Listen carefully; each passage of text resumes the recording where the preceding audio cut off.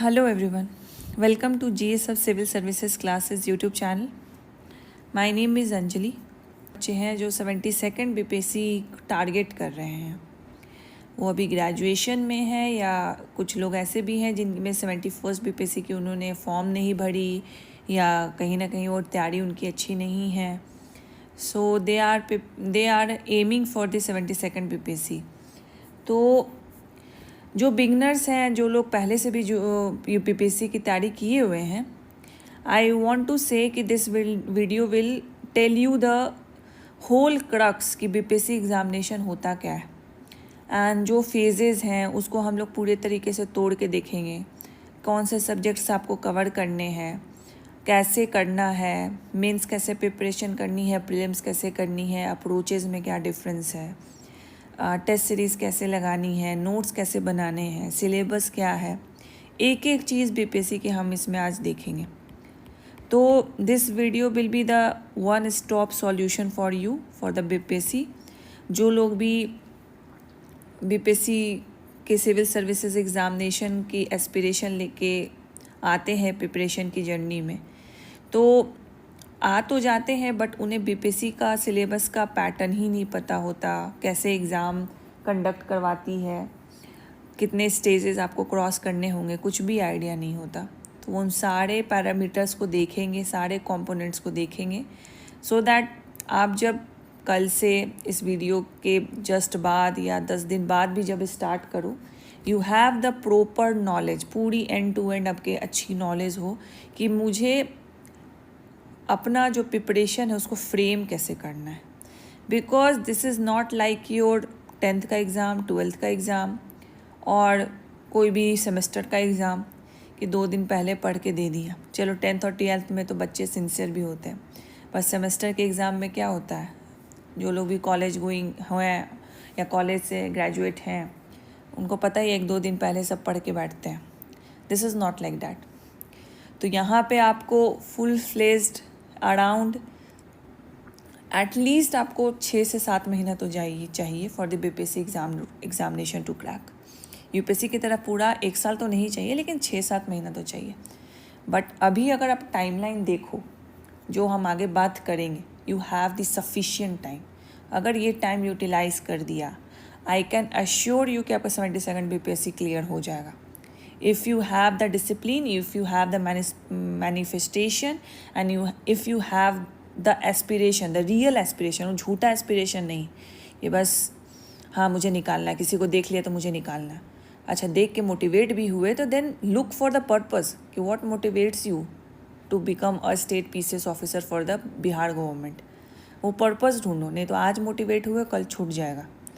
ठीक है, तो आज हम पूरा बीपीएससी को एंड टू एंड समझेंगे, कैसे सिविल सर्विसेज एग्ज़ाम ये कंडक्ट करवाती है, क्या क्या स्टेजेस हैं, क्या सिलेबस है, क्या सब्जेक्ट्स है, कैसे आपको पढ़ना है, एंड जो भी और भी रिलेटेड इससे आपके जो कॉमन डाउट्स हैं. जो एक एस्पिरेंट जब मैं भी तैयारी कर रही थी तो मैं भी ऐसी वीडियोज़ को ढूंढती थी, बट लकली मेरे पास मेंटर्स थे जिन्होंने मुझे गाइड किया. तो I hope this video will act as a northern star in your preparation journey, जहाँ पे आपको सारी कन्फ्यूज़न दूर हो जाएगी. ठीक है, तो चलिए हम स्टार्ट करते हैं. तो सबसे पहले मैंने यहाँ पे लिखा है टाइमलाइन क्या है. अब आपको क्या करना है, आप अगर बिल्कुल बिगनर हो, गो through the BPSC exam calendar. कहाँ से मिलेगा? बीपीएससी की ऑफिशियल साइट पे जाओ, एग्ज़ाम कैलेंडर को डाउनलोड करो एंड उसमें देखो जो प्रीलिम्स का एग्ज़ाम हुआ था कब हुआ था. 17वीं का, 71st या 17वीं का थोड़ा डिले भी हुआ था, 71st का कब हुआ था. एंड ऐसे भी गूगल कर लो कि बीपीएससी का एग्ज़ाम कब होता है. तो इनसे अभी जो हमारे करंट चेयरपर्सन हैं बीपीएससी में, इनसे पहले जो चेयरपर्सन आए थे अतुल प्रसाद सर, उन्होंने सितंबर का साइकिल रखा था. सितंबर साइकिल मतलब पर ईयर, हर ईयर में सितंबर में बीपीएससी का प्रीलिम्स एग्जामिनेशन होगा. ठीक है, तो जैसा आप देखोगे 71st बीपीएससी एग्जामिनेशन कब हो रहा है, 13 सितंबर को हो रहा है. तो 72nd बीपीएससी एग्जामिनेशन भी as per the notification of the BPSC it is probable in September 2026. तो कितना टाइम है आपके पास बताओ. मैंने कितना बताया था आपको, 6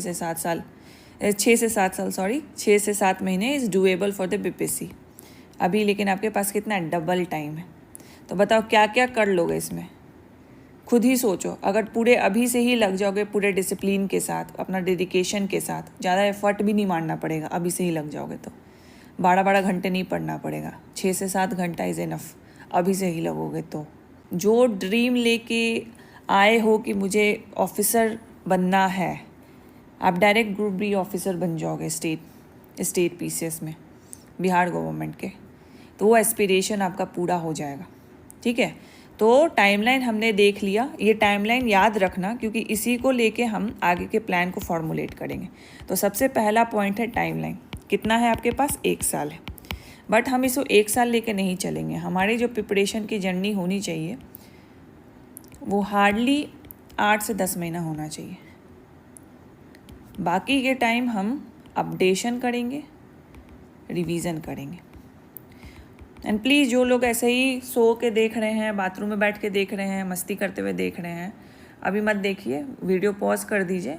आराम से जब आप फ्री हो जाइएगा बाकी सब डिस्ट्रैक्शन से, तब ये वीडियो देखिएगा। पेन पेपर लेके बैठिए और जो मैं बोल रही हूँ वो लिखिए, सो दैट आपको बार बार मुझे रिमाइंड करने की आपको ज़रूरत नहीं पड़ेगी। आपको वो नोटबुक खोलना है, just go through that first page कि मुझे बीपीएससी के प्रिपरेशन में क्या क्या रिक्वायरमेंट है, मुझे कैसे इसको प्लान करना है। ठीक है, तो टाइमलाइन हमने डिसाइड कर लिया, 1 साल है हमारे पास, लेकिन हम प्रिपरेशन के लिए 8 से 10 महीने ही रखेंगे, उससे ज़्यादा नहीं रखेंगे। I think this is clear. Second, अब आते हैं एग्ज़ाम के पैटर्न को। Second, exam pattern. सो तो बीपीएससी का सिविल सर्विसेज एग्ज़ाम है। सिविल सर्विसेज एग्ज़ाम से क्या बनोगे आप बनोगे स्टेट पीसीएस ऑफिसर्स, मतलब बिहार गवर्नमेंट के ऑफिसर्स। आपका पोस्टिंग डायरेक्ट कहाँ हो सकता है, ग्रुप बी में हो सकता है, ग्रुप सी ऑफिसर्स में हो सकता है। लेवल 9 तक आप जा सकते हो ये बीपीएससी एग्ज़ाम को क्वालिफाई कर। सो द बीपीएससी का जो सबसे हाईएस्ट पोस्ट का एग्ज़ाम होता है वो बीपीएससी सीएससी एग्ज़ाम ही होता है। ठीक है, यूपीएससी से आप ग्रुप ए में जाओगे एंड वहाँ पे लेवल 10 के ऑफिसर डायरेक्ट बनोगे, जो कि आईएएस स्टेट पीसीएस में या आईपीएस स्टेट गवर्नमेंट में। बट बीपीएससी से आप मैक्सिमम लेवल 9 लेवल 7 पे जाओगे। Level 9 is the maximum. ठीक है, सो this is like the highest post examination which is conducted in a state in the Bihar, which is conducted by the BPSC, वो है civil services examination. तो obviously आप बिहार में सबसे हाईएस्ट पोस्ट के लिए फाइट कर रहे हो, so this is not gonna be easy. ये तो थोड़ा होगा, ट्रिकी होगा, एनालिटिकल होगा, just to test your personality, just to test your analytical skill. ठीक है, तो obviously this will come in stages में ये एग्ज़ाम कंडक्ट होती है। बेसिकली बीपीएससी फ़िल्टर आउट करती है स्टूडेंट्स को, क्योंकि ऑब्वियसली सबसे हाईएस्ट पोस्ट एक स्टेट पीसीएस स्टेट गवर्नमेंट में, सभी चाहेंगे उसमें आना। तो जब प्रीलिम्स चले, पहले स्टेजेस देख लेते फिर बात करते। तो स्टेजेस में पहला स्टेज क्या है, प्रीलिम्स है। सेकंड स्टेज क्या है, मेंस है। और तीसरा स्टेज क्या है, इंटरव्यू है। 3 स्टेजेस हैं। ठीक है, एक तरीके से मान लो सीढ़ी है, पहला सीढ़ी, दूसरा एंड तीसरा। यहाँ पे क्रॉस कर गए तो finally you will be in the final list PDF. अब जब बीपीएससी का फॉर्म गिरता है प्रीलिम्स के लिए, ऑब्वियसली आएगा। प्रीलिम्स मतलब preliminary examination, the introductory examination. ठीक है, सो जब फॉर्म गिरेगा, obviously everyone aspire to have the highest post in the state government, तो फॉर्म का संख्या हो जाएगा 5 से 6 लाख। अब इस 5 से 6 लाख में बीपीएससी को फ़िल्टर का आउट करना है। फ़िल्टर आउट करके कुछ बच्चों को सेलेक्ट करना है, एस्पिरेंट को सेलेक्ट करना है जो मेंस में बैठेंगे। फिर मेंस क्वालिफाई करके फिर कुछ बच्चों को सेलेक्ट करना है जो इंटरव्यू में बैठेंगे। एंड फाइनली उन लोगों को सेलेक्ट करना है जितनी वैकेंसीज़ है जो फाइनली क्वालिफाई करेंगे। तो ये 5 से 6 लाख बच्चों का जो फॉर्म गिरा, 7-8 भी जाता है। तो मैंने एक एवरेज ले रखा है जो अभी तक पैटर्न रहा है बीपीएससी में, जो प्रीलिम्स में कितने फॉर्म्स गिरते हैं। तो ये जो गिरा है, इसको फिल्टर आउट करने के लिए जो सबसे पहला एग्ज़ाम है वो प्रीलिम्स का एग्ज़ाम है। प्रीलिम्स का एग्ज़ाम क्या? Objective exam. ऑब्जेक्टिव मतलब एमसीक्यू, मल्टीपल चॉइस क्वेश्चंस। आपको क्वेश्चन दिया जाएगा, ऑप्शंस दिए जाएंगे, आपको उस क्वेश्चन को पढ़ के जो राइट आंसर है, जो मोस्ट प्रोबेबल राइट आंसर है, ऐसा भी होगा, वो आपको सेलेक्ट करना है। तो this is the prelims examination. अब ये प्रीलिम्स एग्जामिनेशन कैसे होता है? 150 क्वेश्चंस आपको दिए जाएंगे, ठीक है। एक ही पेपर होगा, 1 पेपर, 150 क्वेश्चन होगा, 2 घंटे का पेपर होगा। करेक्ट करोगे तो 1 मार्क्स मिलेगा, निगेटिव करोगे तो -3 मार्क्स होगा, ठीक है,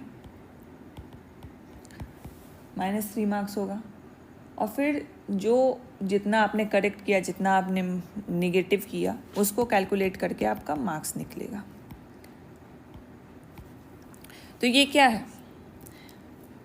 जब आप 12th देते हो, कोई नीट करता है, कोई आईआईटी करता है, जेईई में करता है, तो उनकी रैंकिंग बनती है। वो रैंकिंग कैसे बनती है? मार्क्स के आधार पे बनती है कि आपके मार्क्स कितने आए, उस आधार पे आपकी रैंकिंग बनेगी। मान लो 10,000 बच्चों ने एग्ज़ाम दिया, उसमें आपके मार्क्स कितने आए, उस आधार पे आपको रैंक मिलेगी। जो हाईएस्ट होगा उसको हाईएस्ट मिलेगी, जो लोएस्ट होगा उसको उस हिसाब से रैंकिंग उसकी नीचे जाएगी।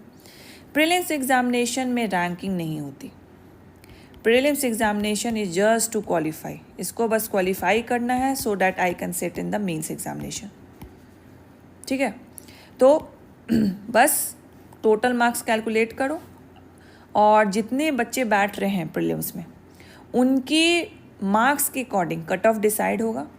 If you qualify that cut off, तो प्रीलिम्स आप क्वालिफाई कर लोगे, मतलब you are eligible to sit in the mains examination, to write the mains paper. तो बस प्रीलिम्स क्या है? क्वालिफाइंग है, क्वालिफाइंग नेचर है, मतलब आपको कट ऑफ को क्वालिफाई करना है, दैट्स इट। चलो, प्रीलिम्स का गेम तो आप समझ गए। प्रीलिम्स मान लो आपने क्वालिफाई कर लिया, खुश हो जाओ, ठीक है। एस्पिरेशन रखोगे तब तो, मैनिफेस्टेशन रखो कि फाइनल पीडीएफ में मुझे नाम चाहिए, तो ये सपना देखो, सपना देखोगे तभी सच होगा। तो क्वालिफाई कर लिया आपने प्रीलिम्स, आप अब मेंस में बैठ रहे हो। अब मेंस में बैठने से पहले क्या करना है? कितना पेपर होता है मेंस में? 3 पेपर होता है। GS 1 का होगा, GS 2 का होगा, एसए का होगा। 3 पेपर नहीं होता, गलत बता रहे हो, 4 पेपर होते हैं। एक हिंदी क्वालिफाइंग भी होता है, फिर गलत बता दिया, 5 पेपर होते हैं। PYQ भी होता है, सॉरी ऑप्शनल भी होता है, ये MCQ होता है, ठीक है। अब ये जो 3 पेपर है, इसका मार्क्स कैलकुलेट होगा, इससे आपकी रैंकिंग बनेगी। बट ये 2 पेपर जो है ये क्वालिफाइंग है, ठीक है। अब बोलो कि GS 1 क्या है, GS 2 क्या है, और ऐसे तो चलो समझ में आ ही निबंध है। GS 1 क्या हो गया? General studies paper 1। GS 2 क्या हो गया? General studies paper 2। Hindi, obviously आप बिहार गवर्नमेंट में जा रहे हो, जो भी लेटर देखोगे आप सब प्रशासनिक हिंदी में रहता है। बस हमें ये कॉमन हिंदी ही पढ़नी है। प्रशासनिक आप जब बन जाओगे तब जाओगे तो you will struggle a little bit, जैसे मैंने भी स्ट्रगल किया था प्रशासनिक हिंदी समझने में। कैसे लिखते हैं वो अलग टॉपिक है, कभी उस पर बाद में चर्चा करेंगे। बट हिंदी क्वालिफाइंग होगा एंड ऑप्शनल का MCQ होगा। पुराने पैटर्न पे नहीं जाते कि पुराना ऑप्शनल कैसा था अभी कैसा हो गया, क्योंकि अब वो रेलेवेंट नहीं है। जो लोग भी नया अब 72nd के लिए तैयारी कर रहे हैं, तो आपको ध्यान में रखना है जो हिंदी और ऑप्शनल का पेपर होगा वो आपका क्वालिफाइंग हो। क्वालिफाइंग मतलब बस एक कट ऑफ पार करना है आपको। 33% मार्क्स, 40% मार्क्स आपको इसमें क्वालिफाई करना है, दैट विल बी इनफ। जैसे ही आप ये क्वालिफाई कर लोगे, आपका जो GS 1 का पेपर है, GS 2 का पेपर है और एसए का पेपर है, ये चेकिंग होगा आपका। ये क्वालिफाई नहीं करोगे तो ये पेपर कोई देखेगा भी नहीं, ठीक है। तो हिंदी एंड ऑप्शनल हो गया। ऑप्शनल में वही MCQ टाइप है, तो इसमें 100 क्वेश्चन रहेंगे आपके। 2 घंटा का भी पेपर रहता है, कोई निगेटिव मार्किंग नहीं होती। So it will be very easy to qualify the option, तो हम अभी इस पर चर्चा नहीं करेंगे। ये हमारा मेन गोल है, क्योंकि इससे मार्क्स जो बनेंगे आपके, उससे आपकी रैंकिंग बनती है और यही आपका डिसाइड करता है will you be able to qualify the BPSC examination और नॉट। ठीक है, सो ये हो गया आपका ऑप्शनल, नेगेटिव नहीं रहेगा, 100 मार्क्स का रहेगा, 2 घंटे का रहेगा। हिंदी आपका सब्जेक्टिव ही रहेगा, मतलब लिखने वाला ही रहेगा, निबंध रहेगा, ये भी आपका क्वालिफाइंग ही रहेगा। अब हम आते हैं जो मेंस का जो मेन पार्ट है। क्या है मेंस का main part? 3 paper, GS1, GS2, ऐसे तीनों पेपर 300 मार्क्स का होता है। ठीक है, तो मेंस कितने मार्क्स के हो गए? 900 मार्क्स प्लस मैंने थर्ड स्टेज भी आपको बताया था ऊपर, क्या? इंटरव्यू कितने मार्क्स का होता है? 125 मार्क्स।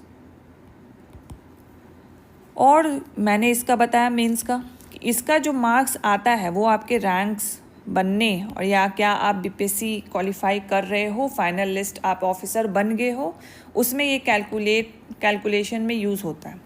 उसी तरह जो इंटरव्यू में आपके मार्क्स आए, मान लो मेंस में आपके X है, इंटरव्यू में आपके Y आए, X प्लस Y को जोड़ के पहले तो कट ऑफ निकलेगा कि कितने लोग बीपीएससी के फाइनल एग्ज़ाम को क्वालिफाई किए, सेकंड कि क्या आपकी इस मार्क्स के बेसिस पे रैंकिंग बनेगी।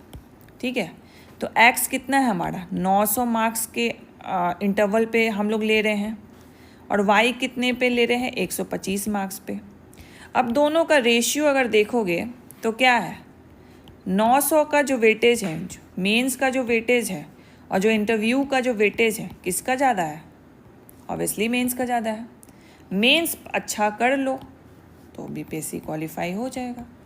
अगर थोड़ा बहुत इंटरव्यू में भी अच्छा नहीं कर पाओ तो भी मेंस अगर तगड़ा लिख के आए हो, मार्क्स इसमें अच्छा आने वाला है, तो ऑब्वियसली आपका बीपीएससी ओवरऑल क्वालिफाई करेगा।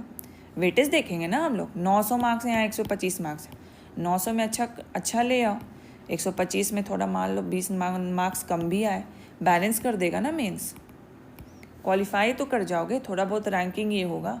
लेकिन अभी आप कुछ भी नहीं हो, आपको एक ख्वाब आ रहा है कि आपको बीपीएससी क्वालिफाई करना है, तो हम वेटेज की ओर ध्यान देंगे। वेटेज कहाँ है मेरा? मेंस, तो ऑब्वियसली हम मेंस पे ज़्यादा फोकस करेंगे।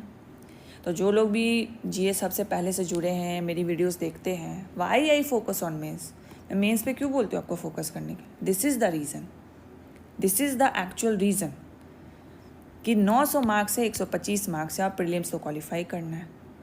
ठीक है, यही चीज़ तो फैला हुआ नहीं है, सब प्रीलिम्स करते रहते हैं, मेंस गया हवा, मतलब हवा में है, पता ही नहीं है, और इतना हवा में चल जाता है कि फिर उसका धागा छूट जाता है, निकल जाता है। तो प्रीलिम्स क्वालिफाई कर ले तो मेंस तो निकल गया। ठीक है, तो मेंस आई होप आपको क्लियर हुआ होगा, मेंस प्लस इंटरव्यू के मार्क्स को जोड़ के आपकी रैंकिंग बनेगी। अब हम आते हैं, हमने पैटर्न देख लिया, चलिए पहले हम देख लेते हैं कि मैंने क्या क्या हेडिंग लिखी थी। एग्ज़ाम पैटर्न हमने देख लिया, प्रीलिम्स होगा, मेंस होगा, इंटरव्यू होगा, क्या एग्ज़ाम पैटर्न होगा, कितने मार्क्स का होगा, किसका ज़्यादा वेटेज होगा, सब हमने इसको देख लिया। अब हम देखते हैं सिलेबस कवरेज, क्या सिलेबस आपको कैसे करना है, बुक लिस्ट क्या है, सब्जेक्ट्स क्या है, इसको भी हम लोग तोड़ लेते हैं, सो डैट जब आप स्टार्ट करो प्रिपरेशन आपके पास सारी इन्फॉर्मेशन हो, सारी की सारी इन्फॉर्मेशन हो आपके पास। सो बीपीएससी में आपने डिसाइड किया that you want to sit in 72nd BPSC examination, कर लिया डिसाइड। ठीक है, करने के बाद आपने सबसे पहले क्या किया? यूट्यूब खोला और वीडियो सर्च करने लगे। चलो ठीक है, नए हो, बच्चे हो, नहीं समझ में आ रहा है कैसे पढ़ना है, कर लिया।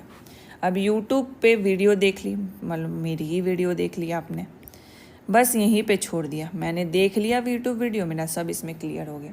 अरे भाई, इसको सब्सटेंशिएट तो करोगे ना, कैसे करोगे?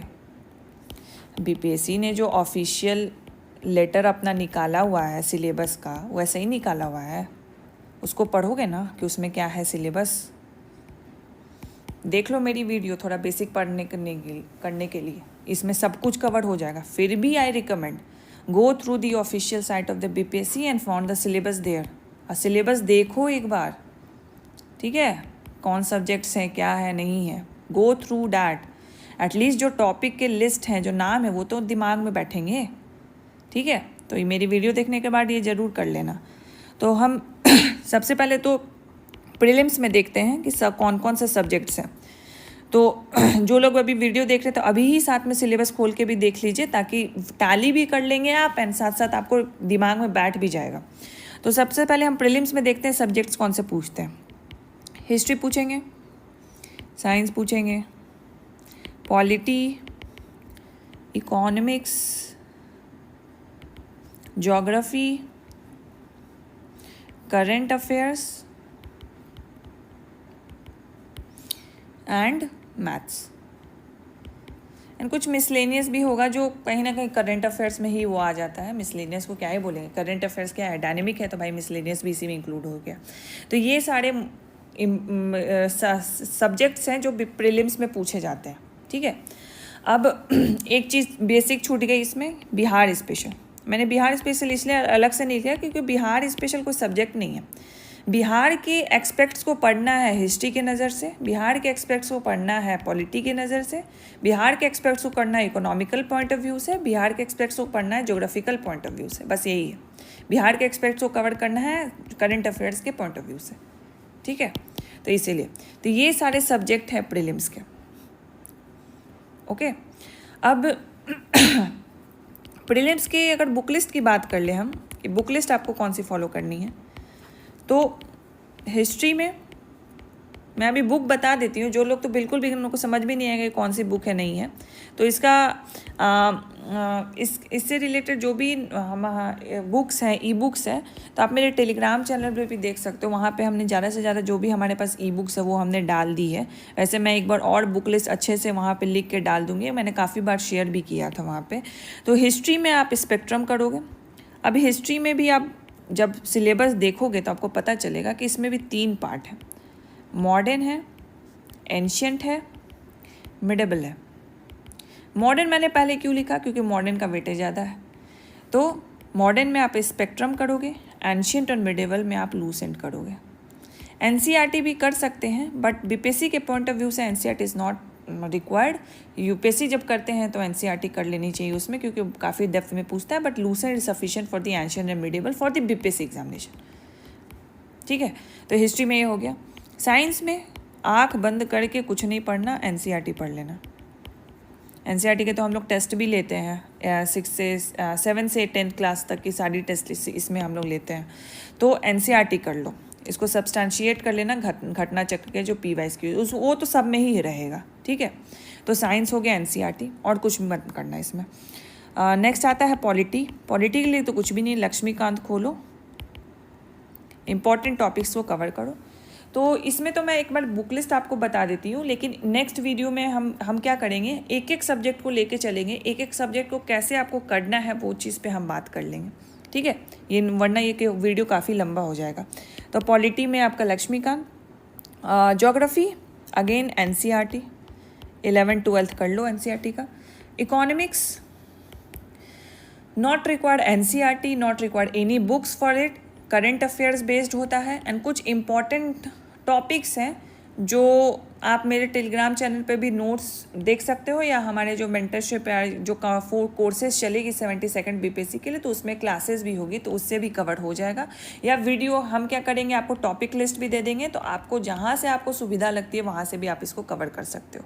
और बहुत ही मेजरली 5 से 6 इंपॉर्टेंट टॉपिक्स है जो आपका फंडामेंटल्स इकोनॉमिक्स का कवर होना चाहिए, बाकी करंट अफेयर से हैंडल हो जाता है फॉर द बीपीएससी एग्जामिनेशन, ठीक है। नेक्स्ट आते हैं मैथ्स, कुछ भी नहीं, PYQ लगा लो। करंट अफेयर्स हम लोग कहाँ करेंगे, तो करंट अफेयर्स के काफ़ी मल्टीपल सोर्सेज हैं, आप बहुत कंफ्यूज हो गए कि कहाँ से करेंगे। तो सबसे पहले करंट अफेयर्स में जो पार्ट आता है, इकोनॉमिक सर्वे एंड बजट आता है। मैं बोलूँगी कहीं से भी इसको मत करो, जो गवर्नमेंट की जो PDF है उससे कर लो, ज़्यादा टाइम नहीं लगेगा। एक तो मैंने इस पर वीडियो भी बनाई थी कि इकोनॉमिक सर्वे और बजट को कैसे डिकोड करके लिखा जाए और कैसे पढ़ा जाए, ठीक है। मैगज़ीन से जीएस हब की ही मैगज़ीन आती है, इसी बार से जीएस हब ने इसको लॉन्च किया है, तो आप उसको भी ईयरली मैगज़ीन को फॉलो कर सकते हो for the last time revision. हम मैगज़ीन भी 2-3 महीना पहले आपको दे रहे हैं, 2 महीना पहले दे रहे हैं, और इसमें बिहार करंट अफेयर्स भी हम ऐड कर दे रहे हैं ताकि आपको वेट ना करना पड़े 10 दिन पहले। मार्केट में जो फ्लड होती है बिहार करंट अफेयर्स की, और 1-2 महीने पहले कुछ रहता ही नहीं है, तो आप वो फॉलो कर सकते हो। अगर आपको मंथली बेसिस पे फॉलो करनी है then you can follow any monthly magazine, Vision कर लो, इनसाइड कर लो, वो भी कर सकते हो। ठीक है, तो ये हो सकता है। एंड फैक्चुअल के लिए ऑब्वियसली आप स्पीडी भी करो, क्योंकि स्पीडी मंथली आती है, विज़न और इनसाइड भी मंथली आती है। हमारी जो मैगज़ीन है वो एक बार ईयरली आएगी, लेकिन वो ईयरली ऐसा नहीं कि एग्ज़ाम के 10 दिन पहले आएगी, 2 महीने पहले आएगी, so that you have the sufficient time to cover all the yearly current affairs. And economic survey और बजट हम तो नोट्स देते ही हैं, बाकी अब गवर्नमेंट की जो PDF है उससे ही करो। मैंने तो खुद ही उससे ही किया था, और मैंने बताया भी कि कैसे उसको किया जाता है। ठीक है, तो करंट अफेयर्स के लिए ये हो गया। और कौन से सब्जेक्ट्स रह गए हमारे? हाँ, ज्योग्राफी हमने बता दिया। तो ये है प्रीलिम्स की बुक लिस्ट। तो ये प्रीलिम्स की बुक लिस्ट हो गई। आपको ये लिख लो, और इसके ना ज़्यादा 101 जाना है ना 99 जाना है, इतना बुक लिस्ट इज सफिशियंट। ठीक है, नेक्स्ट हम देखते हैं मेंस। तो मेंस में मैंने बताया 3 पेपर होते हैं जिसके मार्क्स कैलकुलेट होकर आपकी रैंकिंग बनती है, GS1, GS2, ऐसे। GS1 में आप जब देखोगे तो 3 सेक्शन होता है, हर पेपर में 3 सेक्शन होता है। तो section 1, section 2 and section 3। Section 1 में आपसे हिस्ट्री पूछेंगे, सेक्शन 2 में आपसे करंट अफेयर्स पूछेंगे, सेक्शन 3 में आपसे पूछेंगे मैथ्स में क्या पूछेंगे? Data interpretation. ये प्रीलिम्स वाले मैथ्स से अलग है। ठीक है, GS2 में सेक्शन 1 में आपसे पॉलिटी पूछेंगे, सेक्शन 2 में GO एंड इको दोनों साथ में ही पूछेंगे, और सेक्शन 3 में आपका साइंस टेक पूछेंगे। उसी तरह ऐसे में सेक्शन 1, सेक्शन 2 एंड सेक्शन 3। यहाँ पे सब्जेक्ट्स के थ्रू सेक्शंस नहीं बनाया गया है। यहाँ पे हर एक सेक्शन में 4 टॉपिक आपको ऐसे के लिए दिया जाएगा, जिसमें से एक टॉपिक पे आपको लिखना है। ये कन्वेंशनल हो सकता है, मतलब स्टैटिक हो सकता है, फिलॉसफिकल भी हो सकता है, एंड जो 3rd सेक्शन है ये तो बिहार इडियम्स पे रहेगा, मतलब जो बिहारी मुहावरे होते हैं वो आपको दे देंगे और उस पर आपको ऐसे लिखना है। बाकी जो सेक्शन 1 है या सेक्शन 2 है, या तो ये स्टैटिक होगा या फिलॉसफिकल भी हो सकता है या मिक्स भी हो सकता है। इसमें कोई पैटर्न उन्होंने फिक्स नहीं किया। अब स्टैटिक और फिलॉसफिकल का क्या मतलब होता है? स्टैटिक मतलब एकदम स्ट्रेट फॉरवर्ड आपको टॉपिक दे दिया कि लिखो भाई वुमेन एम्पावरमेंट पे, लिखो भाई इंटरनेट पे, लिखो ग्लोबलाइजेशन पे, लिखो टेररिज्म पे। लेकिन फिलॉसफिकल मतलब कोई ऐसा स्टेटमेंट आपको दे दिया जो अल्टीमेट ट्रूथ है, उसको आपको अपना ऑब्जर्वेशन, अपना पर्सपेक्टिव दे के उस जो लाइन, जो स्टेटमेंट है उसको प्रूफ करना है, या आप उससे एग्री करते हो या डिसएग्री करते हो। ठीक है, तो ये है फिलॉसफिकल का मतलब। फॉर एग्जाम्पल एक आपने कोट पढ़ा होगा ना, यूपीएससी के ऐसे में भी पूछा था कि the time to repair the roof is when the sun is shining.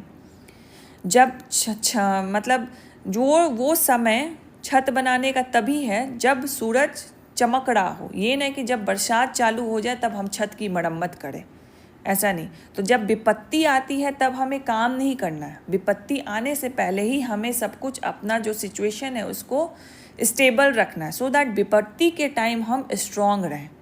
तो इस तरीके का स्टेटमेंट आपको दिया जाएगा, उसको ऑब्जर्वेशन, पर्सपेक्टिव, एग्जाम्पल के थ्रू आपको इसको इसको आपको जस्टिफाई करना है। ठीक है, तो मैं यहीं पे एक अनाउंसमेंट करना चाहती हूँ कि जो भी क्लासेस हैं, जो GS सब क्लासेस लॉन्च करने वाली है, उसमें जो मेंस की क्लासेस होगी, मोस्ट ऑफ द क्लासेस मेरे थ्रू ही दी जाएगी। जैसे करंट अफेयर्स की क्लास, हिस्ट्री में जो आर्ट एंड कल्चर का पोर्शन है वो, geography, eco, science tech and essay की, ये सारी क्लासेस मैं लूँगी। बाकी जो हिस्ट्री क्लासेस बच गई, करंट अफेयर्स के भी कुछ क्लासेस बच गए, पॉलिटी हो गए, वो रितेश सर ही लेंगे। बाकी ये सारे मेंस की क्लास मैं ही खुद लूँगी, सो दैट मुझे भी क्लासेस लेने में अच्छे लगते हैं। एंड मैंने ऐसा देखा है कि यू एंजॉय माई क्लासेस, तो वहाँ पे वो भी मुझे एक मोटिवेशन की तरह आता है कि हाँ मुझे भी क्लासेस लेनी चाहिए।